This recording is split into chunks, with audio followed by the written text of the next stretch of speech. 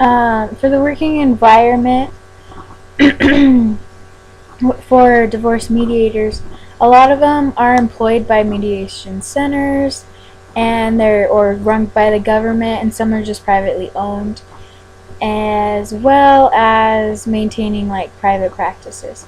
So really, you organize your own time and you make your own appointments, and it really just like differs with your where you're working, and whether it be an office or just you on your own or whatnot.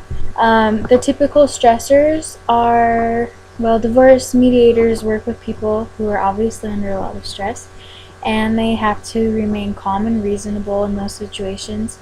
So their clients remain calm, and they must also deal with remain impartial and ethical as they deal with those sensitive issues. A considerable job satisfaction for a mediator, that it's hard to I guess it's something that you worry about, is arranging to an agreement between both of the divorcing parties with that minimal pain. And I could see difficulty like in trying not to choose sides and equally pleasing both of them, and not allowing their stress to become your own. The benefits, it was kind of hard, but really all I found was really you're kind of on your own. Whether it be a private practice, usually you provide your own benefits, and it just really differs depending on the office. And it also mentioned that those who work part-time, they just may receive benefits from their full-time jobs. The common job tasks for mediators, they help the couple discuss and agree upon division of their property, custody of their children, and other divorce-related issues. These negotiations are designed to avert cost, stress, and in a time-consuming court dispute, by settling those before the case goes to court.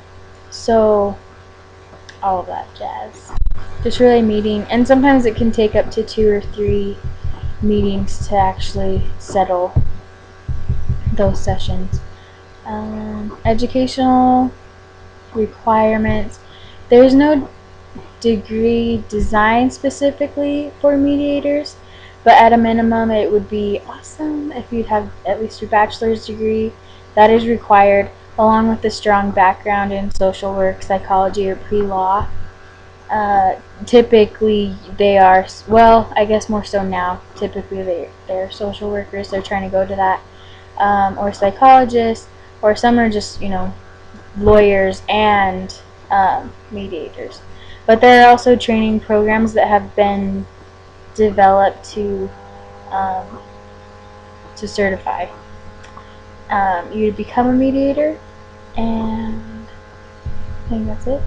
And then when it comes to salary, again, it was not very, I just found different things.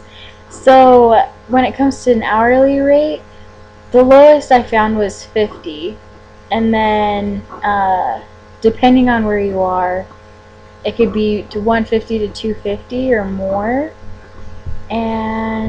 But then also on a different website, the Bureau of Labor Statistics estimates that, there's an average of making a little over 63,000 a year.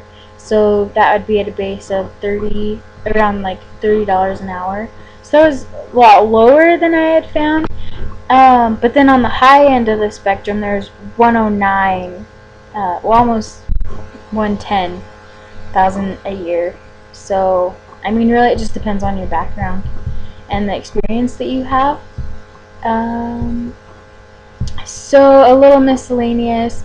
Mediators with a background in child psychology or psychiatry will be in demand to be a mediator for these kind of child custody issues.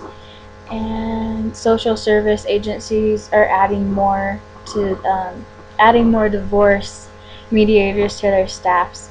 And there's a lot of ways that you can become a mediator, which is really interesting. And that's, I feel like that's why a lot of my information wasn't as consistent as I would have liked it to be.